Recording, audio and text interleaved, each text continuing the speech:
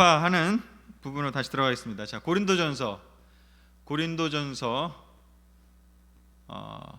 하도록 하겠습니다. 제가 좀 날짜를 안 바꿔놨네요. 자, 고린도전서 하도록 하겠습니다. 제가 고린도전서를 너무나 하기 위해서 기대를 많이 했고 또 준비도 많이 했습니다. 볼 내용들이 너무 많고요. 되게 중요한, 신학적으로는 사실 로마서나 갈라디아서가 바울 서신 중에 되게 중요하지만 또 현실적인 부분에 있어서 많은 해답을 주기 때문에 고린도전서는 또 굉장히 중요합니다. 그런데 다른 성경의 그 서신들보다도 훨씬 더 그 백그라운드를 이해를 잘 해야지만이 그 내용을 받아들이기에, 이해하기에 적합한 책이 또 고린도서라고 볼 수가 있습니다. 다른 책들은 일반적인 어떤 그런 신앙에 대한 이야기들을 나누고 있지만 고린도전서는 신앙에 더해서 현실적인 그 이슈들을 다루고 있기 때문이죠. 그래서 먼저는 그 배경 지식을, 오늘 또 첫 번째 시간이기도 하고 배경 지식을 우리가 조금 점검을 해봐야 됩니다. 그래서 먼저 고린도 도시에 대한 이해를 하기 위해서 첫 번째 부분은 일단 지리적인 것, 위치에 대한 것을 먼저 보도록 하겠습니다. 그리스 북부와 남부의 연결점에 있습니다. 지금 그 네모칸이 조금 위치가 안 맞긴 한데 조금 내리면요, 저기 보면 아가이아라고 하는 그 주가 바로 그 노란 색깔로 칠해져 있는 부분입니다. 주황색으로 칠해져 있는 부분. 성경에도 아가야, 그리고 그 위에가 마케도니아죠.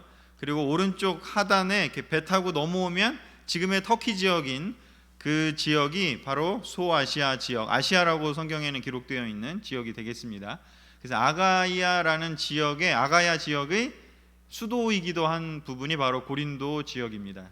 지금도 그 마케도니아 그리스 그 나라에 코린티언스라고 그 고린도 도시가 있고요. 거기 축구팀도 있어요.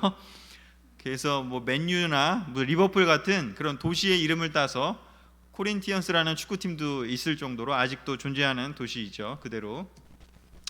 자, 지금 보시면, 위치를 보시면 아시겠지만 굉장히 그 위쪽에 있는 아테네가 지금 저기 표시되어 있고, 지도에는 아가야에 그 표시되어 있는 부분이 고린도인데, 바로 아테네가 그리스의 수도라면은 이 아가야는 그 두 번째 수도에 해당될 만큼 굉장히 중요한 전략적 요충지에 있습니다.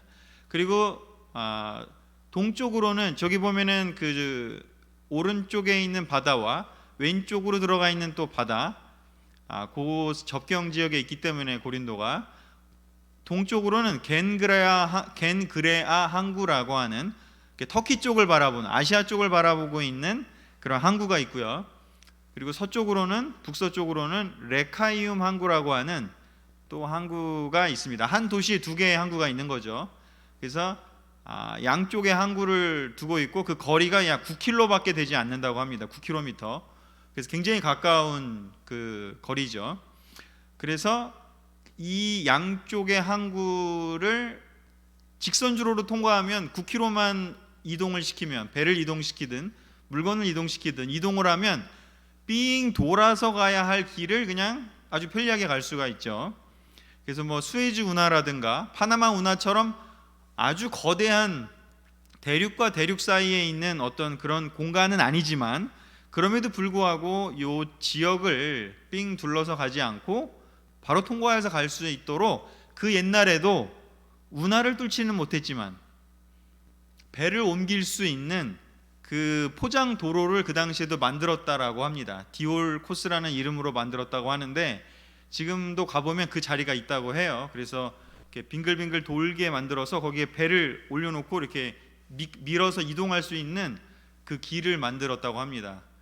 그래서 굉장히 그 무역이 활발하게 일어날 수 있는, 동서양의 그 교류를 시킬 수 있는 바로 그러한 곳이 고린도 지역이었다라는 것이죠. 이런 지리적인 위치 때문에라도 중요성이 굉장히 큰 바로 곳이 고린도였습니다.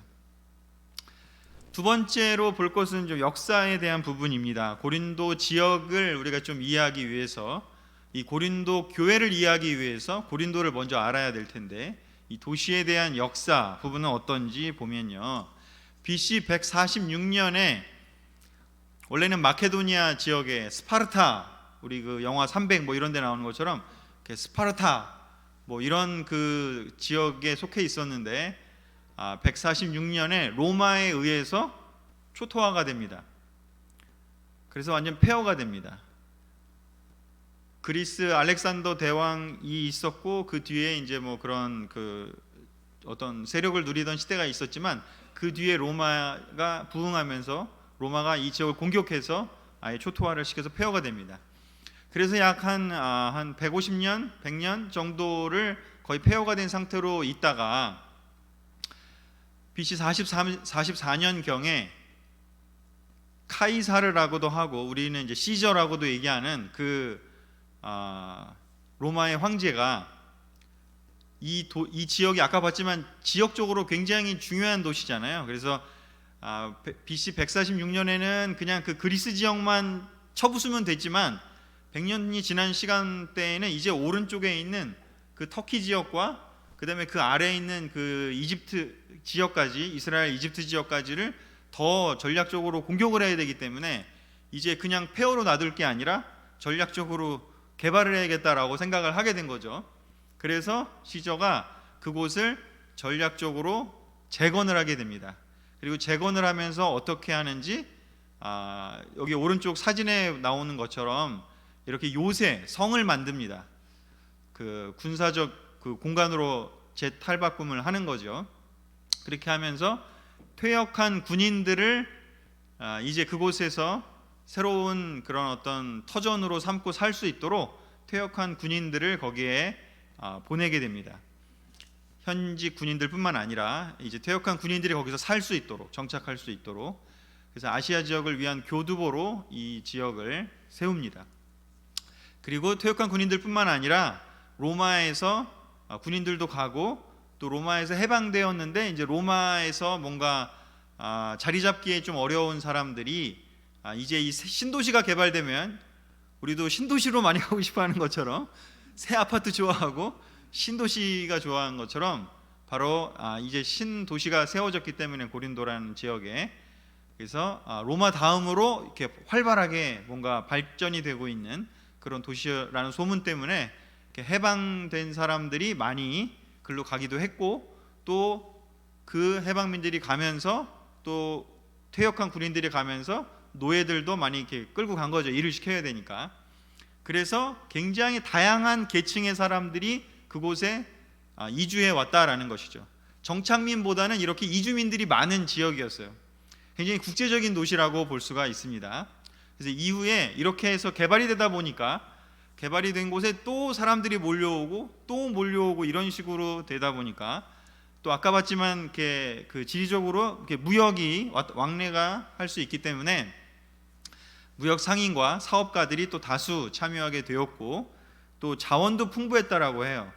그래서 뭐 그 건축을 할 수 있는 그런 그 뭐 석회암이라든가 아니면 사암이라든가 그런 그 흙덩이로 뭔가 건축물을 만들 수 있는 것들도 많았다 그래서 거기 많은 이제 무역 상인과 사업가들이 다수 참여하게 되었다라고 합니다. 이제 마지막으로 볼 것은 이제 사회 경제적인 부분인데요. 2년마다 이스트무스라는 경기가 개최되었다라고 합니다. 올림픽에 버금가는 고대 그리스의 3대 스포츠 행사 중에 하나였죠. 그래서 올림픽이 있었고요. 그 다음에 우리 예전에 에베소 공부할 때 에베소에도 비슷한 경기가 있었고요. 그 다음에 고린도에도 이렇게 경기가 있었습니다. 자, 그래서 이렇게 그 이 이스트무스 경기가 있었기 때문에 육상 경기도 있고 뭐 여러 가지 뭐 격투기도 있었고 또 전차 달리기도 있고 굉장히 그 사람들이 이렇게 좋아할 만한 그러한 경기가 2년마다 개최됐기 때문에 또 이걸 보려고 여기저기서 또 많이 사람들이 몰려왔다고 해요. 그래서 고린도서를 읽다 보면 경기에 참여하는 선수 비유가 나와요. 그게 왜 그 비유를 들었냐면 바로 이 이스트무스 경기가 있었기 때문에 사람들이 그 얘기를 딱 하면 뭔지 딱 알아들었다라는 거죠. 그리고 또한 아폴로 신전 및 다수의 신전이 존재했습니다. 원래 그리스에 있는 신전들이 있었을 뿐만 아니라 또 로마의 그 식민지가 되다 보니까 로마에서 수입한 그런 또 신전들도 많이 세웠고요. 그래서 그 특별히 고린도서를 이제 읽다 보면 그런 이렇게 신전에서 뭐 음식을 먹는 이야기, 그걸 어떻게 해야 되느냐, 뭐 이런 이야기도 나오고, 또 그다음에 그 여자들이 머리에 뭘 써야 된다라는 것도 나오는데, 그것도 또한 이 신전의 존재와 또 그 문화와 관련이 있습니다. 그렇기 때문에 이 부분을 좀 우리가 이해를 해야 됩니다. 또 하나는 이제 제가 사진을 갖고 오진 않았는데, 페이렌의 수원지라는 것이 있어서 이렇게 물을 가둬가지고 그것을 이렇게 필요할 때마다 공급해 줄 수 있는 그런 관계 시설이 또 엄청나게 큰 게 존재했습니다. 그래서 여러분이 뭐 구글이나 이런데 페이렌의 수원지라고 이렇게 검색을 해보시면 아마 그게 그림이 나올 텐데, 이렇게 도시가 발달하려면 또 이런 수원지가 되게 중요한데요. 그런 시설이 또 잘 돼 있었다라고 합니다. 그래서 좀 정리를 하면, 아테네가 약간 대학 도시, 뭐 굳이 비유를 하자면 MIT, 뭐 아이비리그들이 많이 있는, 하버드도 있고 많이 있는 미국의 동부를 생각하면, 보스턴이 약간 아테네라고 하면, 바로 이 고린도는 경제 도시라고 할 수 있어서 약간 뉴욕과 같다. 국제적이고 또 무역업이 발달하고 제조업도 발달하고 굉장히 많은 다양한 사람들이 이주해 오는, 그리고 왕래도 잦은 약간 뉴욕과 같다. 그런 것으로 보면 됩니다. 특별히 또 바울이 이렇게 사도행전 18장에 이렇게 고린도에 처음 들어갈 때의 장면을 생각하면, 아테네를 갔다가 그 다음에 고린도를 와요. 그래서 아테네를 갔다 고린도로 왔을 때 그 느끼는 느낌은 바로 이런 느낌이다 라는 것을 좀 느껴볼 수가 있습니다. 특히 고린도전서 2장에 이런 말이 있어요. 내가 이 도시에 처음 왔을 때, 여러분들을 처음 만났을 때 두렵고 떨리는 마음으로 왔다, 이런 구절이 있는데요. 특별히 이런 도시의 그 위압감 속에서 아마도 처음 느꼈을 때 바울이 느꼈던 그 느낌을 그 단어로 표현한 것이 아닌가라는 생각이 들 정도로, 이 고린도라는 지역은 굉장히 활발하고 굉장히 어떻게 보면 제가 뭐 뉴욕이라는 표시를 했지만 사실은 서울과도 굉장히 유사한 느낌을 가진 역동적이고 굉장히 다양한 그러한 문화와 사상이 존재하고 많은 사람들이 존재했던 곳이기 때문에, 이 고린도 지역에서 있었던 일들은 특별히 2000년 전의 일로 그냥 끝날 게 아니라 지금의 우리 시대와 많은 것이 유사할 수 있다라고 볼 수가 있습니다. 그래서 이런 백그라운드를 조금 이해를 해야 우리가 그 내용을 좀 잘 볼 수가 있습니다. 로마 제국 동부의 발달한 경제 군사 도시이면서 또 성공을 하는 것에 대한 욕망이 가득했던 욕망의 도시이고요. 또한 생산하고 소비하는 것에 대한 지금의 뭐 자본주의 시대의 거의 그 2000년 전 버전이라고 볼 수 있는 그런 곳이고요.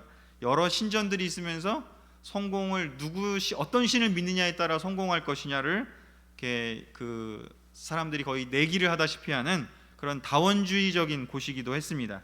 자기 과시를 되게 중요하고 출세하고 성공하고 그러기 위해서 홍보하고, 또 더 놀라운 더 영향력 있는 사람들의 후원을 받기 위해서 굉장히 아첨하고 아부하는 그런 것이 또 이렇게 중요했던 곳이고요.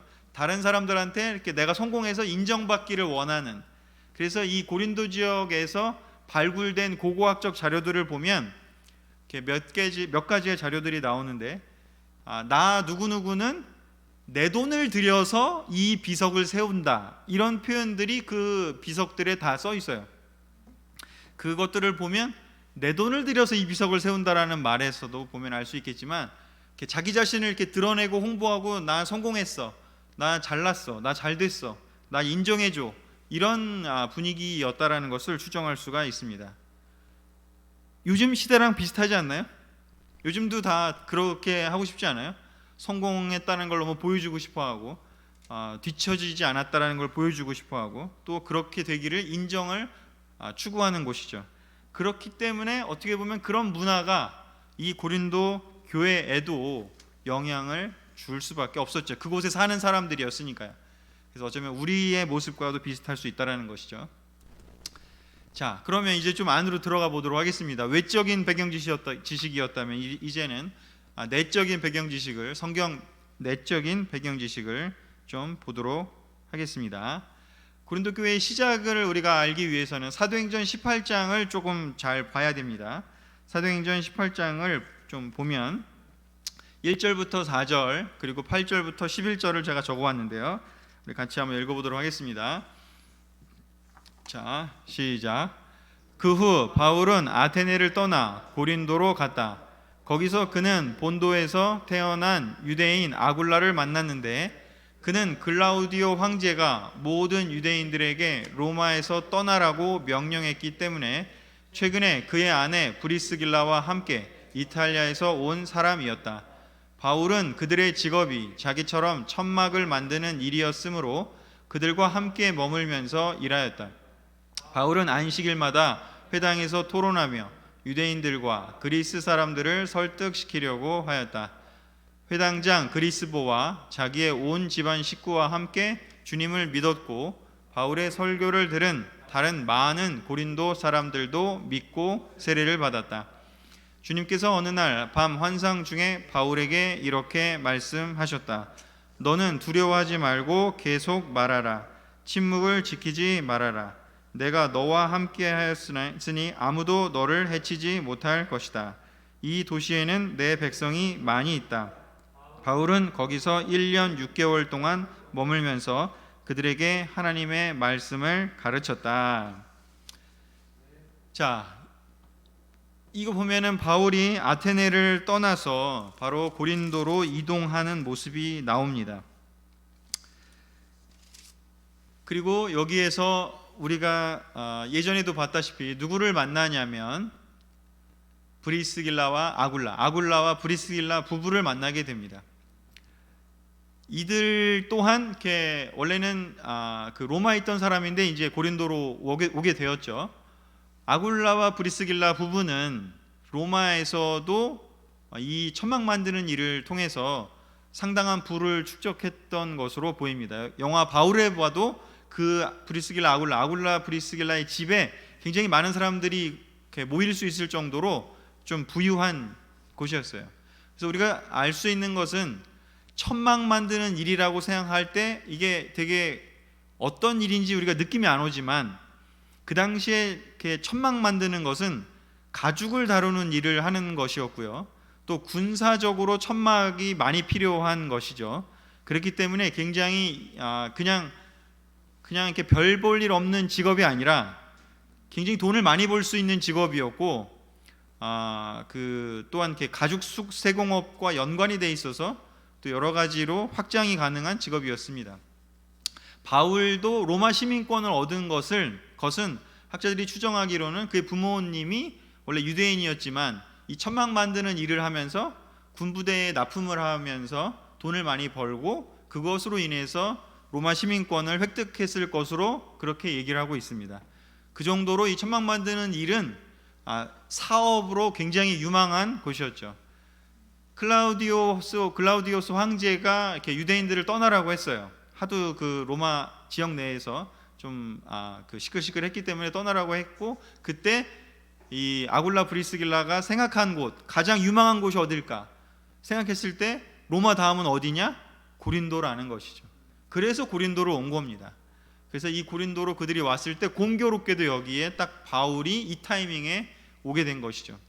그래서 바울이 아굴라 브리스길라의 집에서 함께 머물면서 일도 같이 하면서 또 교회도 세울 수 있었던 것입니다. 처음에는 회당에서 토론하면서 유대인들에게 포커스를 했죠. 항상 그렇듯이. 근데 유대인들이, 제가 여기 지금 5절부터 7절을 적어오진 않았지만 지명 관계상 그 내용을 보면 유대인들이 거부합니다.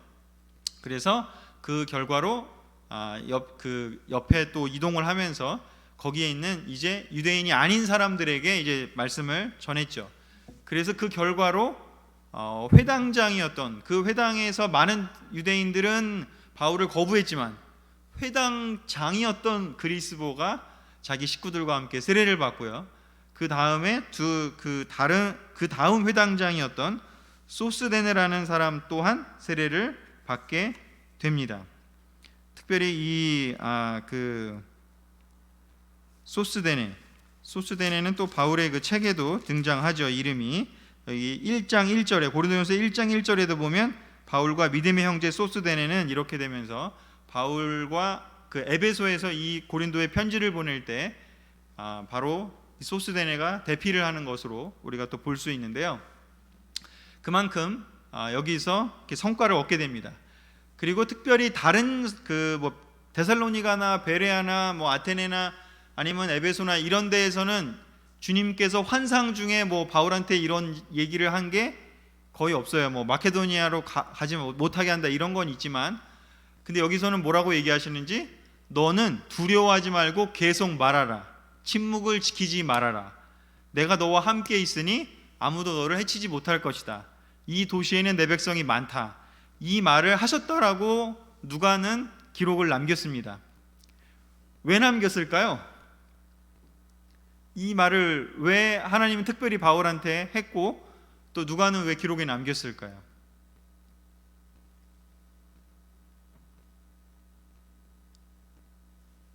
바울이 두려워했기 때문입니다. 바울이 말하기 싫었던 거예요. 왜냐하면 그만큼 힘든 도시였다라는 거죠. 지금 그 자본주의가 더 기승을 부리고 성공과 출세주의가 더 기승을 부리면 부릴수록, 더 도시가 더 상업화되고 발달하면 발달할수록 하나님 말씀 전하는 게 쉽나요? 어려워요. 바로 우리가 느끼는 어려움을 바울도 느끼는 거예요. 유대인들은 또 유대인이라고 괴롭히고, 그 다음에 그 그리스 성공에 너무나 그 중요한 이 고린도 지역에 있는 사람들은 또 그러한 이 복음을 받아들이는 건 너무 쉽지 않은 거죠. 출세해야 되고 성공해야 되는데 와가지고서는 막 희생하라고 그러고 절제하라고 그러고 사랑하라고 그러는데 싫은 거예요, 그 말이. 그렇기 때문에 두려웠고 말하기 싫었고 침묵하고 싶고 빨리 떠나고 싶었는데 하나님이 그 바울의 마음을 알아보신 거죠. 너 떠나면 안 돼. 정신 차려. 여기 지금 중요한 도시야. 왜냐? 어려운 만큼 이곳에서 교회가 올바르게 쓰면 영향력이 엄청나다는 거죠. 이곳에 오고 가는 또 사람들도 많고 하다 보니까 굉장히 중요한 도시였기 때문에 하나님이 이 말씀을 바울에게 전했다라는 겁니다. 그래서 바울이 도망가고 싶었지만 어쩔 수 없이 하나님이 직접 말씀하셨기 때문에 여기서 1년 6개월 동안 힘들었지만 이곳에서 미션을 하게 됩니다. 그래서 이렇게 놀라운 곳이었기 때문에 여기서 1년 6개월이나 있었지만 궁극적으로는 계속 있기는 너무 힘들었던 거예요. 그래서 에베소로 옮기고 나중에 전략적 요충지로는 에베소 교회를 선택해서 거기서 이제 또 많은 활동을 하죠. 그만큼 힘든 곳이었다라는 것입니다. 중요하지만 힘들었던 곳, 바로 그것이 고린도였던 것입니다. 자, 그래서 이렇게 내적인 배경을 좀 보고요. 그 다음에 이제 오늘 안으로 좀 더 들어가서 고린도전서 1장 시작하도록 하겠습니다. 아니네요. 하나 더 있네요. 네. 고린도가 그러면 교회에 이 편지를 보낸 것 몇 가지만 더 정리를 하겠습니다. 바울이 고린도에 사역한 시기는 AD 50년 3월부터 51년 9월까지라고 학자들은 거의 대부분 이렇게 공통적으로 통일된 의견을 내고 있습니다. 그 후에 바울은 고린도 교회에 관한 소식을 듣게 됩니다. 사역한 후에 이제 소식을 듣게 되죠. 소식을 듣고 나오는 그것에 대한 이야기가 고린도전서 1장 11절에 나는 글로에의 집에서 온 사람들에게서 여러분 가운데 다툼이 있다는 소식을 들었습니다 라고 일단 씀으로써 에베소에서 글로에의 집에서 온 사람들을 바울이 맞이했음을 알 수 있어요. 그 글로에의 집에서 온 사람은 뭘 얘기를 했는지, 고린도 교회에 어려움이 있다, 분쟁이 있다, 다툼이 있다라는 이야기를 이렇게 들려주었습니다. 그리고 난 후에 또 5장 9절을 보면 내가 여러분에게 쓴 편지에 음란한 사람들과 사귀지 말라고 하였습니다, 이런 구절이 나옵니다. 이걸 보면 고린도 전서를 보내기 전에 이미 한번 편지를 썼음을 알 수가 있어요. 그 편지는 이제 유실돼 갖고 발견되지 않았기 때문에 성경으로 남을 수는 없었고, 우리가 그래서 지금은 내용을 알 수는 없는데 그냥 내용은 그거였던 것 같습니다. 음란한 사람들과 사귀지 말라. 바로 그 음란한 사람들에 대한 이야기를 들었던 것으로 추정을 하는데, 그 사도행전에 보면 아까 18장의 그 뒤에 보면 아볼로가 에베소 교회에서 있다가 고린도로 갔던 내용이 나옵니다. 그리고 아마도 그래서 바울은 그 아볼로가 고린도에 갔다가 왔을 때 아마 아볼로에게서 고린도 교회에 음란한 사람들의 문제를 들었을 것으로 추정을 하게 되고, 그래서 바울이 고린도 교회에 고린도전서 전에 어떤 편지를 보낸 것이 있을 거라고 학자들은 추정하고 있습니다. 그래서 첫 번째 보낸 편지는 음란한 사람과 사귀지 말라는 내용이었어요. 근데 그것을 좀 오해하는 것이 이제 나옵니다. 뒤에 보면. 그래서 음란한 사람들과 사귀지 말라고 했더니 그러면 모든 사람하고 사귀지 말라는 거냐? 이렇게 알아들어갖고 좀 오해가 있었어요. 그래서 그거를 고린도전서에서 좀 설명을 해줘요. 야, 내가 음란한 사람하고 사귀지 말라 그랬지 그냥 불신자들하고 다 만나지 말라고 한 건 아니지 않았냐? 왜 또 그렇게 이해하냐? 이제 그런 내용이 나와요. 그게 이제 이 첫 번째 편지에 대한 오해 때문에 생긴 일입니다. 그리고 나서 고린도전서 7장 1절을 보면 이제 여러분이 보낸 질문에 대하여 대답하겠습니다. 자, 이걸 보면 고린도 교회에서 또 공식적으로 바울한테 어떤 편지를 보냈을 것으로 추정이 됩니다. 여러 가지 질문들이요. 그래서 이 7장 1절부터 12장까지는 11장까지는 이 질문에 대해서 하나씩 이제 설명을 합니다. 자, 뭐 이 문제에 대해서는 이렇습니다.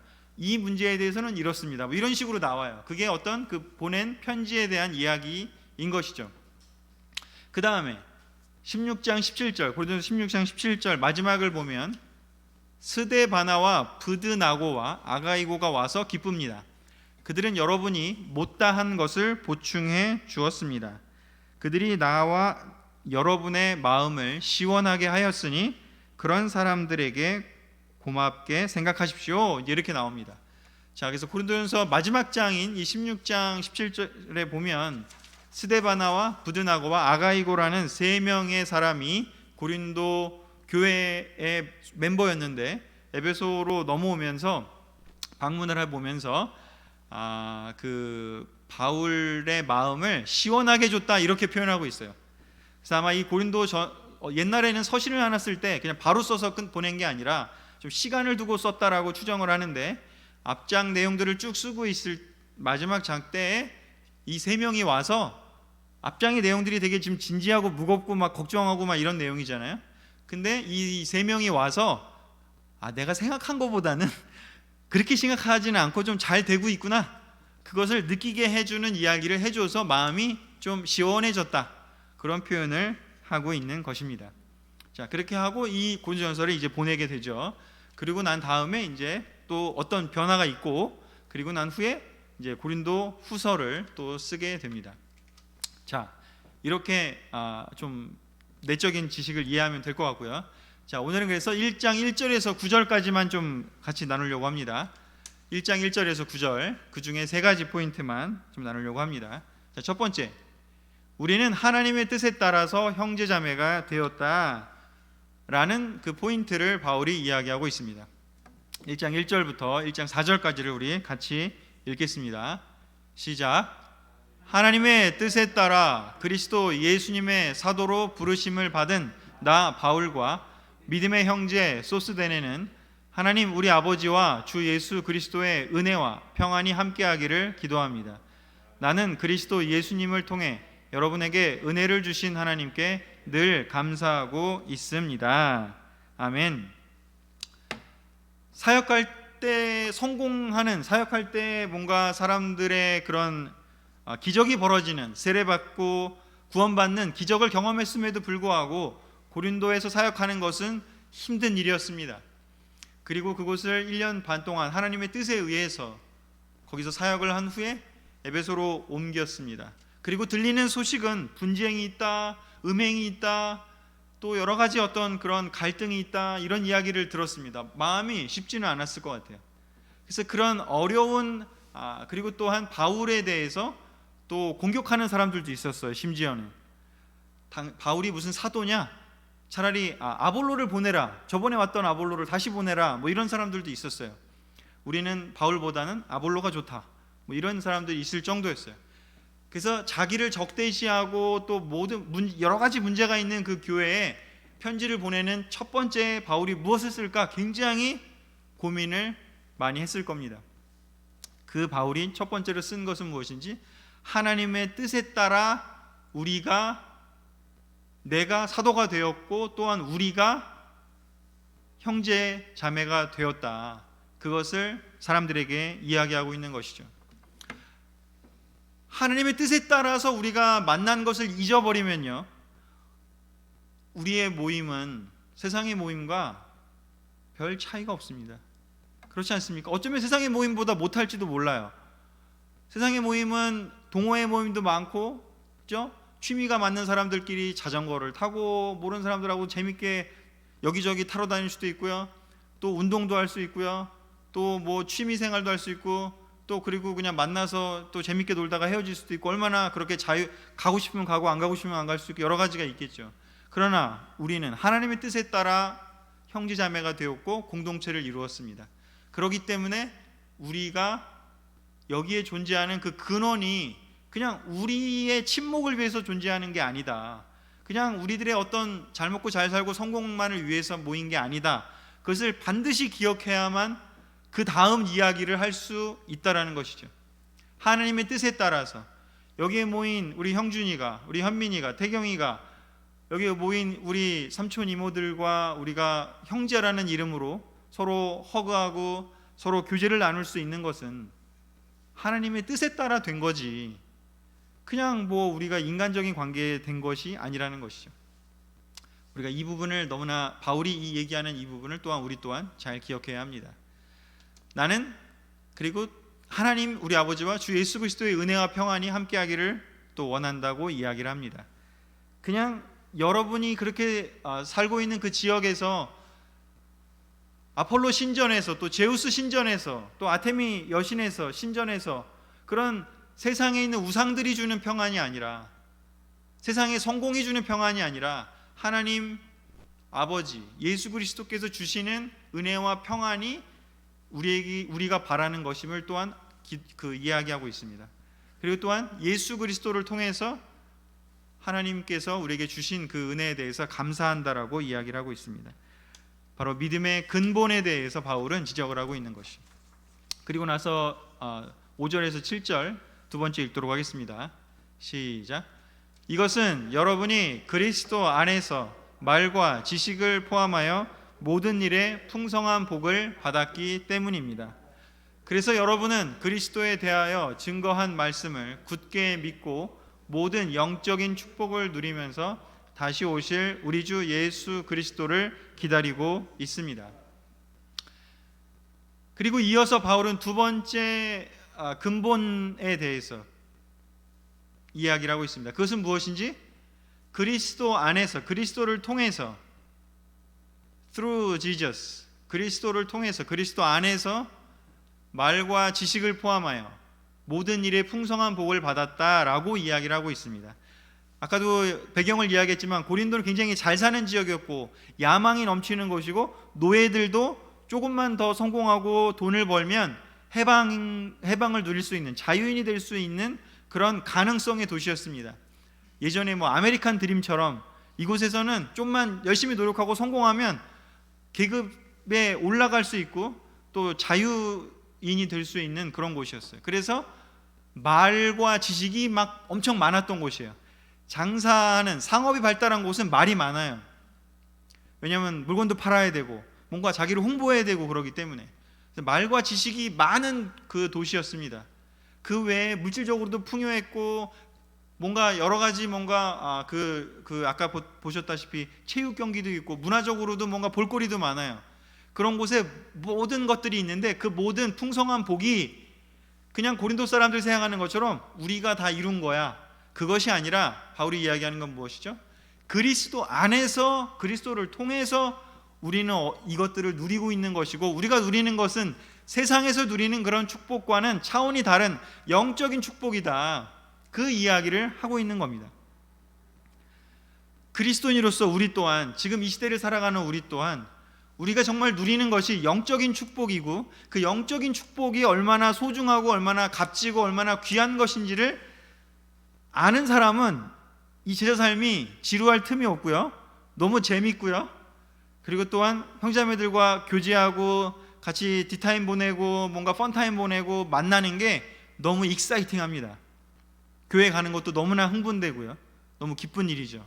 그러나 영적인 축복과 세상적인 축복을 오해하고 또한 그걸 착각한다면 영적인 축복을 누리는 것이 아니라 그냥 세상적인 만의 축복, 그런 뭔가 일이 잘 되고 그냥 뭔가 기쁘고 나의 어떤 육체적인 기쁨, 어떤 그런 성공의 기쁨, 뭐 그런 것들만 누리는 사람이라면, 그것이 그리스도를 통해서 오지 않은 축복이라면 그것들에 포커스하는 것은 위험할 수 있다라는 것을 또한 반증하고 있습니다. 자, 이번에 마지막 세 번째 포인트입니다. 8절에서 9절입니다. 같이 읽겠습니다. 시작. 그분은 재림하시는 날에 여러분이 흠 없는 자가 되도록 끝까지 지켜주실 것입니다. 여러분을 불러 그의 아들 우리 주 예수 그리스도와 교제하게 하시는 하나님은 신실하신 분이십니다. 아멘. 첫 번째, 두 번째 어떤 기반, 근거, 어떤 중요한 어떤 우리가 공유해야 되는 그런 생각들에 이어서 이제 세 번째로 이야기하고 있는 것은 무엇인지, 예수님께서 그렇게 우리를 축복해 주시고 우리를 불러주셔서 형제자매가 되게 하신 그 예수님께서, 그 하나님께서 우리한테 기대하시는 게 무언가, 그것은 바로 세상 끝날까지, 재림하시는 날까지 우리를 흠없는 자가 되도록 끝까지 지켜주실 것이라는 것입니다. 흠없는 자가 되도록 끝까지 우리를 지켜주기를 예수님이 원하신다는 거예요. 이것을 여러분은 기대하고 있습니까? 지금도? 우리가 흠없는 사람으로서 끝까지 믿음을 지킬 수 있기를 우리는 모두 희망하고 있지 않습니까? 이게 쉬운가요? 굉장히 어려워요. 특별히 고린도에서 믿음을 지키면서 하는 것은 진짜 어려운 일이에요. 근데 그 고린도가 지금 서울이나 지금 대한민국이나 다르지 않아요. 우리도 또한 어려워요. 반대로 얘기하면 우리도 고린도 교회에 겪은 문제를 우리도 겪을 수 있는 거고, 우리도 또한 고린도 교회가 극복했던 그런 것처럼 우리도 또한 극복해야 되는 것들인 것이죠. 흠없이 되는 삶, 흠없이 되는 것은 바로 예수님께서 지켜줄 때 가능합니다. 내 힘으로는 불가능해요. 그렇기 때문에 지금 고린도 교회에 흠이 많이 생겼어요. 그래서 그 흠이 많이 생긴 고린도 교회를 지금 얘기를 해야 되는데, 앞으로 이제 쭉 얘기를 할 텐데 15장에 걸쳐서 16장에 걸쳐서 그 얘기하기 전에 내가 이 얘기하는 것은 내가 원하는 게 아니라 예수님이 그렇게 지켜주기를 원한다라는 것을 또한 알려주고 있는 거예요. 이것은 내가 얘기하는, 우리도 시간 보낼 때 우리 형제자매들에게 우리가 어떤 조언을 서로 해줄 수 있어요. 근데 그 조언이 그냥 그 사람이 나한테 해주는 걸로 받아들이면 어떤 때는 왜 저렇게 얘기하지? 이렇게 생각이 들 수도 있지 않겠습니까? 마찬가지죠. 저 사람이 정말 하는 얘기가 예수님을 대신해서 예수님의 마음으로 우리에게 해준 이야기라는 것을 우리가 생각할 수 있어야 그 모든 서로 해주는 조언들이나 도움이 의미가 있지, 그런 것에 대한 기본 공유하는 전제가 없으면 우리는 관계에서 인간적이 될 수밖에 없습니다. 그렇기에 바울은 이야기하는 것입니다. 여러분을 끝까지 지켜주기를 원하시는 분은 바로 예수님이라고요. 그렇기 때문에 내가 이제 앞으로 여러 가지 얘기할 텐데 오해하지 말고 들어 라고 얘기를 하는 거죠. 우리의 힘으로는 우리가 흠없이 살 수가 없다는 것을 우리는 늘 기억해야 됩니다. 우리가 죄를 질 수도 있고요, 크리스찬이 됐다고 해서, 제자가 됐다고 해서 죄를 안 지으면 얼마나 좋을까요? 그냥 그런 힘이 막 생겼으면 좋겠어. 막 이렇게 막 눈에 안 보이는 뭔가 막 이렇게 확 들어와가지고 막 이제 죄를 안 질 수 있는 막 그런 힘이 있으면 좋겠어요. 근데 그게 안 돼. 신기한 거예요. 안타깝게도. 근데 우리가 왜 흠없이 끝까지 예수님, 하나님 앞에 설 수 있느냐? 그건 예수님의 십자가 때문이죠. 예수님의 용서 때문이죠. 우리가 쓰러지고 넘어지고 흠이 있지만, 베드로처럼 흠이 있고 쓰러지고 넘어졌지만 그는 다시 일어났잖아요. 왜냐? 예수님 때문에. 근데 가룟 유다는 그러지 않았잖아요. 자기 힘으로 깨끗하려고 했죠. 자기 힘으로 자기가 더러워진 걸 못 참았죠. 결국은 자기를 죽였죠. 그게 사탄의 계략이었죠. 그것처럼요. 고린도 교회가 지금 흠이 많지만 예수님 때문에 고린도 교회는 다시 설 수 있다라고 바울은 이야기하는 겁니다. 너희들의 힘이 아니라 예수님의 십자가의 그 힘으로. 그래서 여러분들을 불러서 예수 그리스도와 교제하는 것, 그것이 너무나 중요하고 하나님이 그것을 원하신다. Keep walking with Jesus. 그것만 할 수 있다면 뒤에 나오는 많은 문제들이 있지만 해결할 수 있다. 그 이야기를 바울은 하고 있는 것입니다. 오늘 첫 번째 시간 좀 백그라운드도 이야기하고 또 1절부터 9절까지만 봤는데요. 사실은 굉장히 중요한 그런 내용들이 이 안에 들어 있었습니다. 정리하도록 하겠습니다.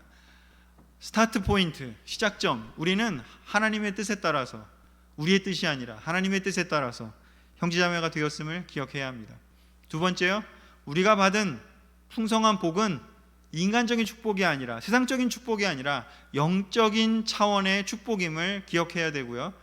지금 크리스찬의 삶이, 제자의 삶이 뭔가 지루하고 재미없다면 여러분들은 영적인 축복을 올바로 이해하지 못하고 있거나 그 축복을 누리지 못하고 있거나, 아니면 여러분이 바라는 축복이 영적인 축복이 아니라 세상적인 축복이기 때문에 이 삶이 재미없고 의미 없고 힘들어질 수 있다라는 것입니다. 그리고 마지막 세 번째, 우리를 끝까지 지켜주시기 원하시는 분은 예수님이라는 거예요. 고린도 교회를 세울 수 있는 유일한 희망은 예수님이라는 것을 기억해야 한다는 것이죠. 분당교회 마찬가지고요. 또한 우리 가정 마찬가지고요. 각각의 바이블톡 그룹 마찬가지고요. 개개인 또한 마찬가지입니다. 여러분들을 끝까지 지켜주시기를 원하는 그 예수님을 바라봐야, 그 예수님을 이해해야 여러분의 삶이 온전히 변할 수 있고, 여러분의 그룹이 변할 수 있고, 여러분의 가정이 변할 수 있습니다. 왜냐하면 그 예수님은 여러분을 흠없이 사탄에게 빼앗기지 않기 위해서 최선을 다해서 끝까지 노력하실 것이기 때문입니다. 첫 번째 시간, 고린도전서 첫 번째 시간 여기서 마치도록 하겠습니다. 감사합니다.